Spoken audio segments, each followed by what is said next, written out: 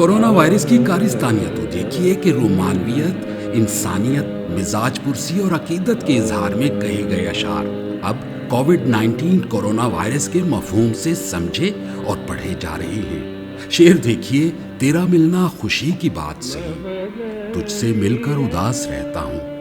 احمد فراز کا یہ شعر بھی دیکھیے، تم تکلف کو بھی اخلاص سمجھتے ہو فراز، دوست ہوتا نہیں ہر ہاتھ ملانے والا۔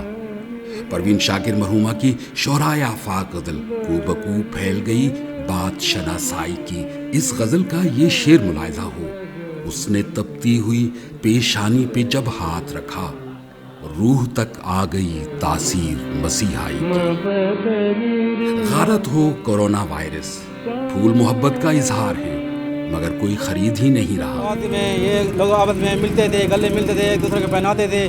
کورونا کی وجہ سے آج کل یہ ہمارا کاروبار کم ہو گیا ہے، کاروباری مراکز و دکانات بند کیے جاتے ہیں۔ یہ غارت غریبی تو دیکھیے کہ سرکار کاروبار بند کراتے ہوئے یوں گویا ہے، یوں ہی بے سبب نہ پھرا کرو، کوئی شام گھر بھی رہا کرو، وہ غزل کی سچی کتاب ہے، اسے چپ کے پڑھا کرو، کوئی ہاتھ بھی نہ ملائے گا جو گلے ملو گے تپاک سے، یہ نئے مزاج کا شہر ہے، ذرا فاصلے سے ملا کرو۔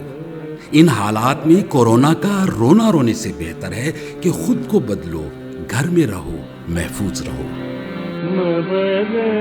کورونا وائرس نے پوری انسانیت کو یہ واضح پیغام دے دیا ہے، میرا کوئی مذہب ہے نہ مسلک، میں سب کے لیے ہوں، میں کسی کا اپنا نہیں ہوں، میرا ابھی کوئی علاج نہیں ہے، احتیاط واحد علاج ہے۔ کیمرامین عدنان رضا کے ساتھ سعید اللہ مروت، جیو نیوز، ڈیرہ اسماعیل خان۔